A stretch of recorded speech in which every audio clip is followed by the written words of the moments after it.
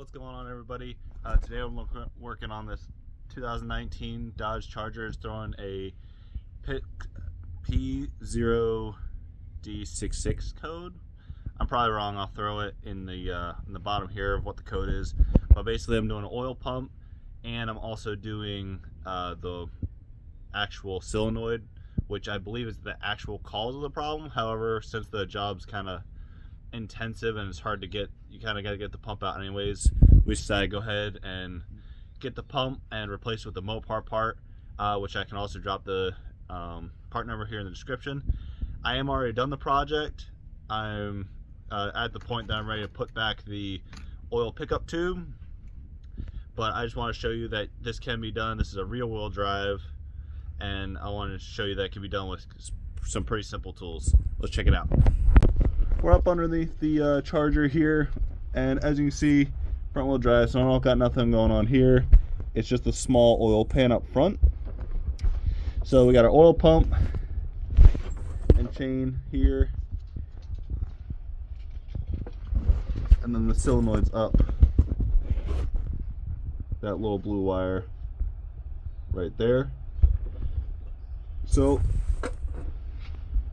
to get this done, went to Harbor Freight and I got a 10mm quarter drive ratchet set, and this can get up in there, and it can even get to that hard one that's up on the corner. You can go underneath the pump on this side here or over top and break it free. And then for this guy, this is tight up in here. You can use, it's a T45 Torx 45 bit. You can either use like a wrench style, or you can use a drive with a socket wrench. The socket wrench I have is a really nice, I also got it from Harbor Freight. It's a thin drive, and it's got the quarter side on it too, and then a smaller head for a T45 in order to get that out. And it broke free relatively easy. Putting it back in was relatively easy. And for the oil pickup tube, it only has 2 bolts. So it has the bolt here and a bolt in the backside housing. So I'd recommend getting the swivel.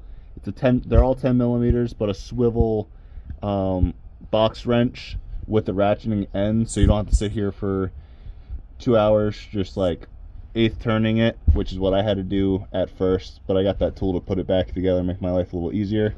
I did red Loctite everything just to make sure, just a small dab just to make sure it kind of stays in there.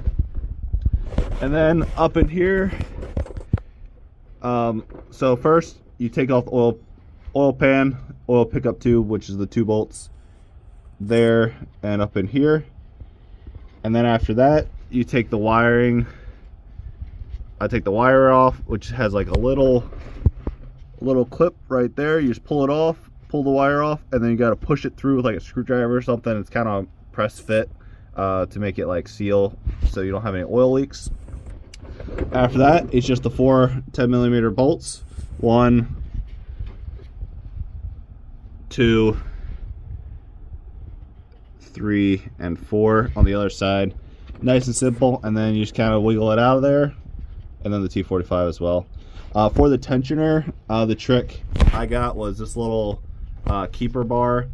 You can push it forward and then pull it from the barb here in order to release tension, or that was for putting it back on. For taking it off, I was able to just use a screwdriver, push it up, get the belt off with like prying it with like a screwdriver, and then it popped right off. But now we're putting it back together. It's only been so I worked on this for a total of like an hour and a half or so, so it's actually pretty straightforward, and hope this helps you guys out. Like I said, I hope this helps you out.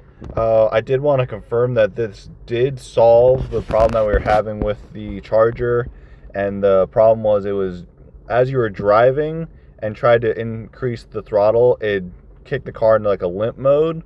You'd still be able to increase throttle, but it'd be really slow. So this really helped the problem, and as soon as we put it back on the road, took it for its first test drive, everything checked out and cleared the code. So I just want to let you guys know, if you have any questions about how I did anything, just leave it in the comments below, and I'll try to get to them. Thanks for watching.